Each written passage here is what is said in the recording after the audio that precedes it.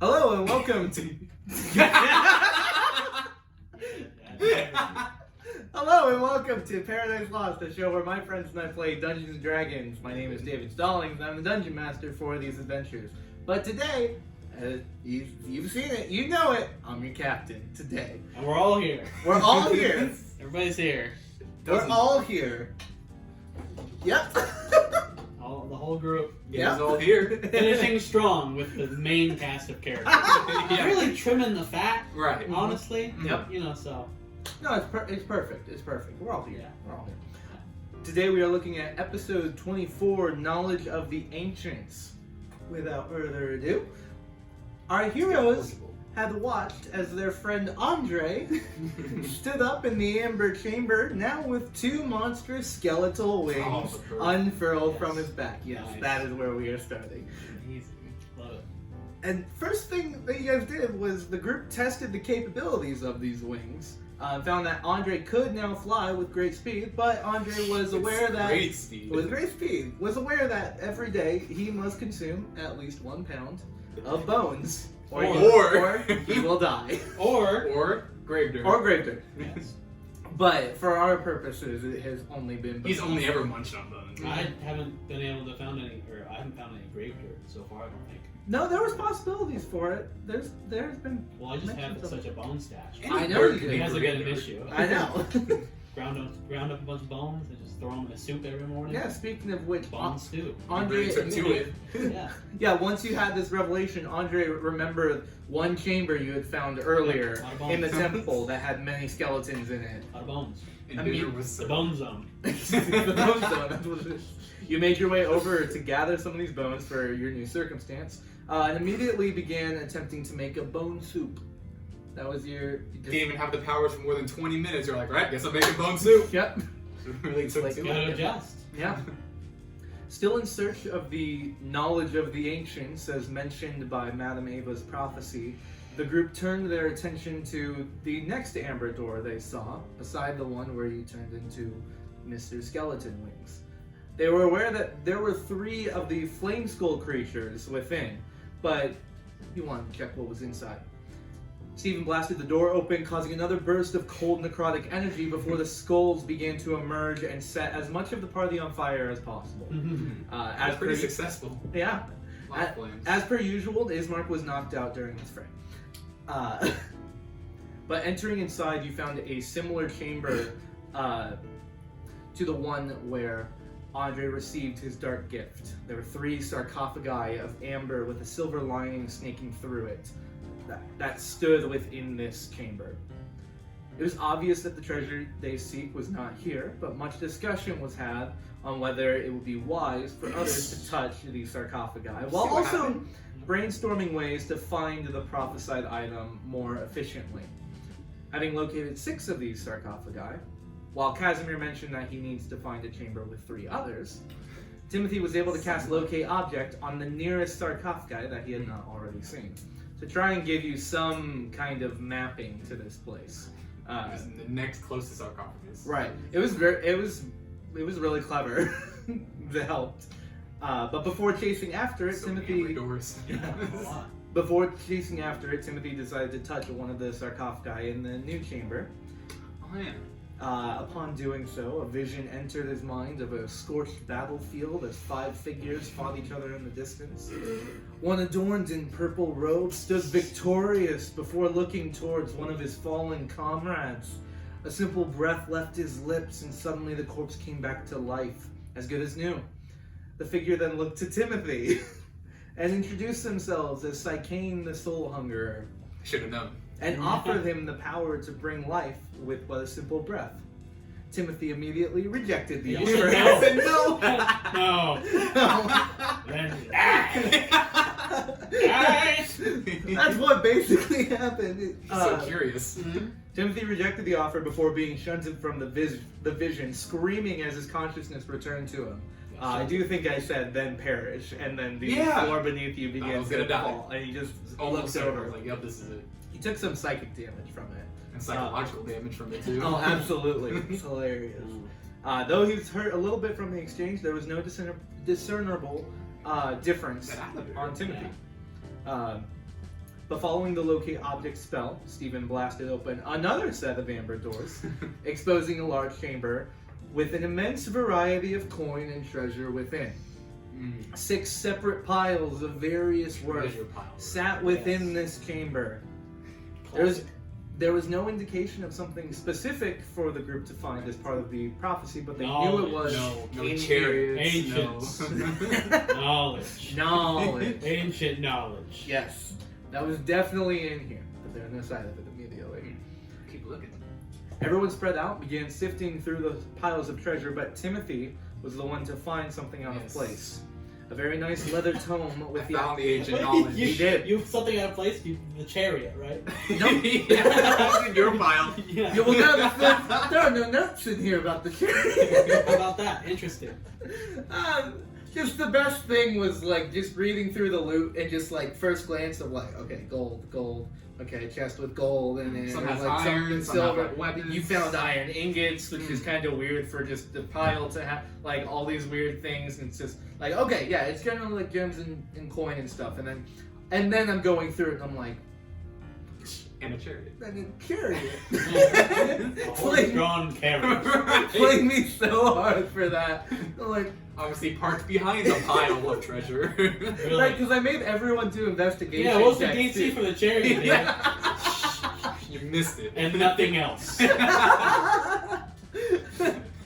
No, watching it back, What I else was did we like, miss? I'm so stupid. So That's good. much.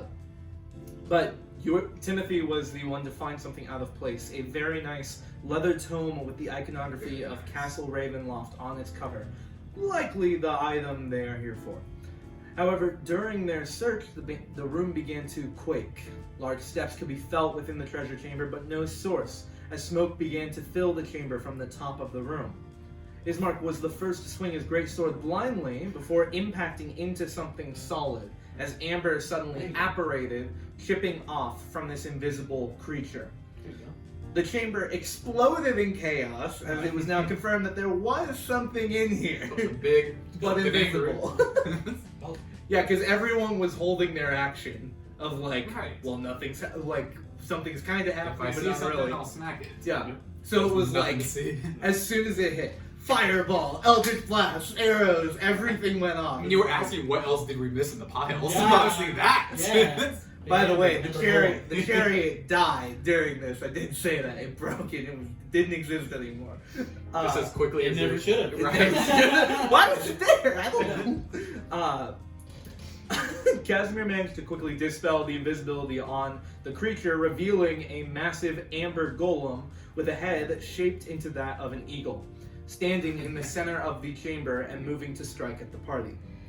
Finding the golem difficult to impact as well as immune to some forms of damage from the party, magic became a key component of this battle as fire was used to melt chunks of the amber of this creature. But it was Stephen's witch bolt that finally slew the golem, causing spiraling lightning to impact its back. The golem shattered and the chamber grew quiet once more. Healing their wounds, the party then gathered to read the book they had found. It became very obvious that it was Strahd's diary. Recognize the handwriting? It recognized the handwriting. Knew it. Or just the incredibly arrogant tone immediately presented in it. It spoke of Strahd's life as a warrior centuries ago. It mentioned his brother, Sergei, who he hated, and a woman named Tatiana, who he loved, yet she loved his brother, Sergei. The diary was very somber and spoke how, on the day of the wedding between Sergei and Tatiana, Strahd killed his brother, which caused Tatiana to fling herself from the walls of Castle Ravenloft. Dramatic. Yeah, very dramatic. The murder of his brother sealed his fate as an eternal vampire, as a pact had been completed in doing so. The somber attitude continued as Strahd detailed a pilgrimage to the Amber Temple, the place you were in, longing to undo the mistakes he had made, but could not. He spoke further of having summoned a small halfling girl at some point to ensure his grasp over Barovia, the same girl who looks the same as Lord Farquaad. Oh. Oh. Okay. He spoke of the dark powers giving him a ritual to allow his beating heart to be in the tallest tower of Castle Ravenloft. That's very good. I like Sounds that. like You coming should have from done the- the effects. That was really good. While the heart exists, he could not be hurt. And in a paragraph of anguish... There's birds around the castle.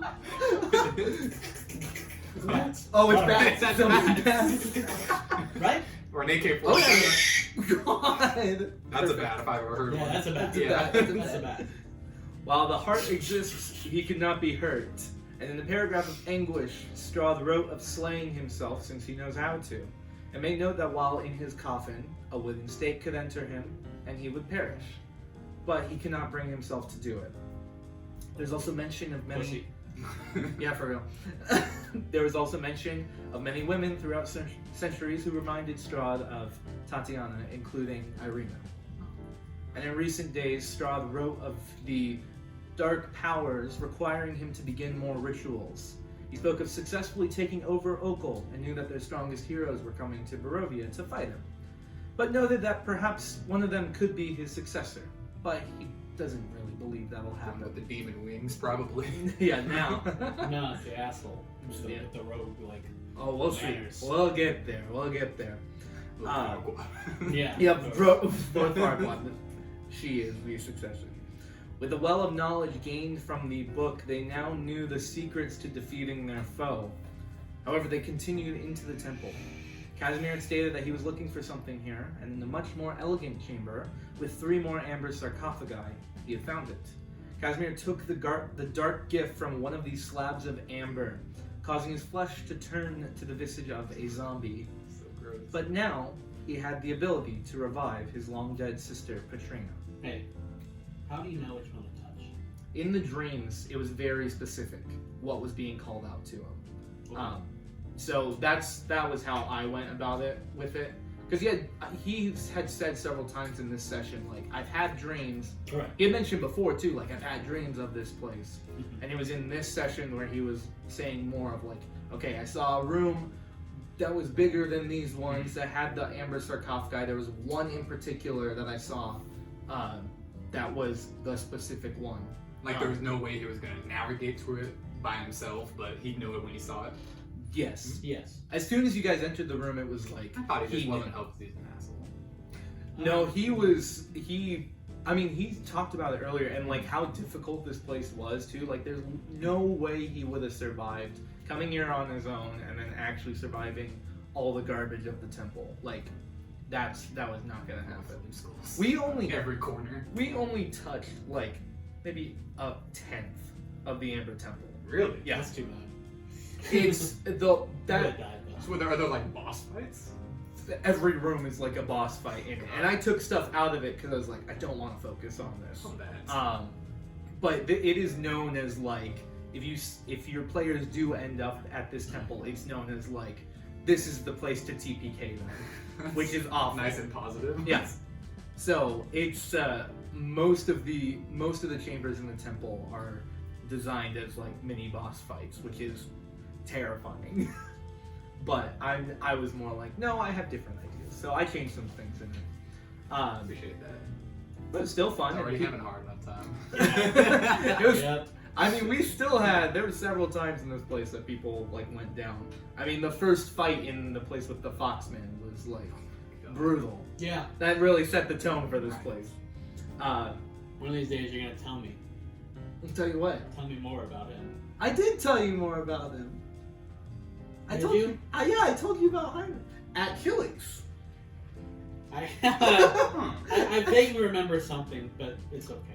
He was basically he was referred to like his actual origin was Narconoloft, which is there's such things as demons and there's devils, but there's also an in between called Yugoloths, and there's like no way like you guys would have had this idea during it. There was an attempt at an Arcana check that I think failed, but that's what he was. This Okay. place, the like origin of why he might have been there or something is unknown.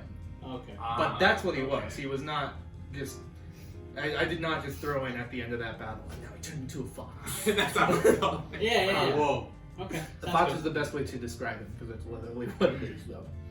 But as Casimir had taken his gift, Stephen had been reaching out to his patron Dynaxis to find what the two of them were looking for.